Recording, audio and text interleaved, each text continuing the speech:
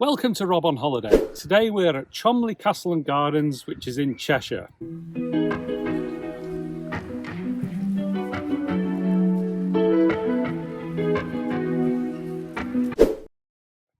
Now you see the castle behind me, that's a private residence, so it's great to come around and take photographs and look around the outside of the castle.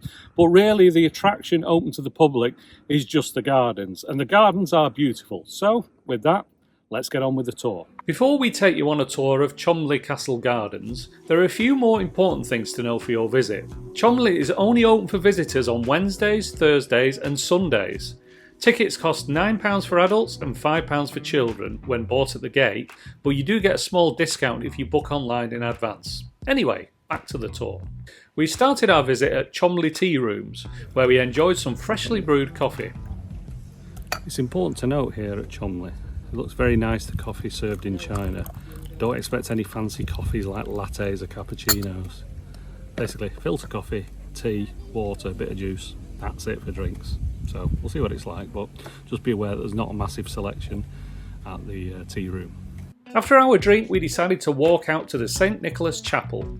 The chapel is about a 20-minute walk away from the main gardens area through the Cheshire countryside. So here we are outside St Nicholas's Chapel. It's about a 20-minute walk from the main Cholmondeley Castle and Gardens. If you go through Somerset Lodge, the gateway with portcullis, if you look at it on your map, say 20 minutes on a really good road here at the chapel. So I'm looking forward to seeing the inside of here. St Nicholas's Chapel dates back to the 13th century and is thought to be the oldest building on the Cholmondeley estate. It's quite small and by no means a must-do on your visit, but a nice little add-on if you want to stay at Cholmondeley for the whole day. So now that the long walk to the chapel and back is out of the way, we can concentrate on the garden areas that are closer to the castle, and there's plenty to see. There are three main garden areas to explore at Cholmondeley. First, we headed to the Folly Garden. This garden is beautiful and features a large lake, lots of colourful flower displays and even some interesting architectural elements. This is the Folly Garden. All the surface of the water is covered in algae, but it does actually make a very atmospheric, picturesque shot. The ducks seem to be enjoying it.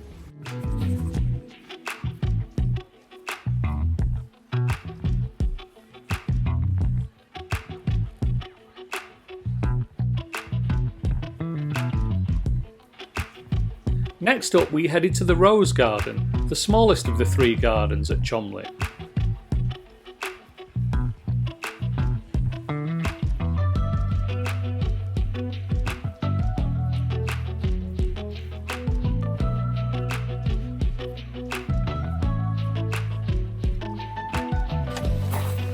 So this area I'm standing in now is the Rose Garden. It's really nicely laid out, very colourful.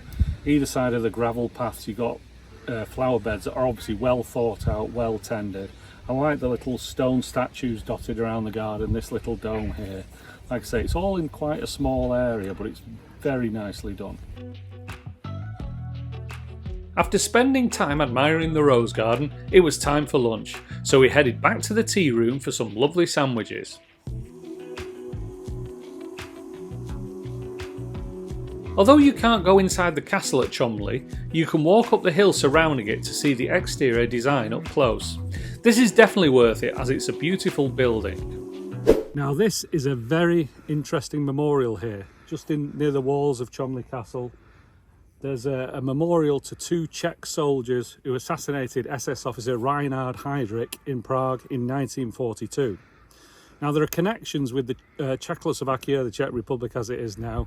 Lord Cholmondeley at the time was very close to the Czech foreign minister for the government in exile, and of course they were allied during World War II. So that's why there were lots of Czech soldiers stationed in the ground here during the Second World War, and I guess they thought it was fitting that they put a plaque to memorialise that famous event in Prague.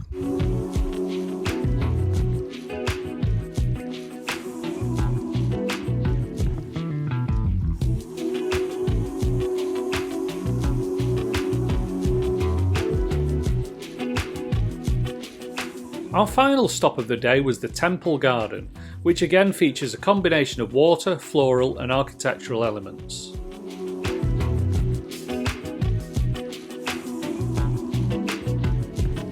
This is the Temple Garden, named because of course there's an island in the middle of the lake there with a Roman or Greek columns and some statue in there. Very nice pond, lots of lily pads. There's a couple of bridges that you can't go over, but they do look good. They add to the ambience of the lake, if you like.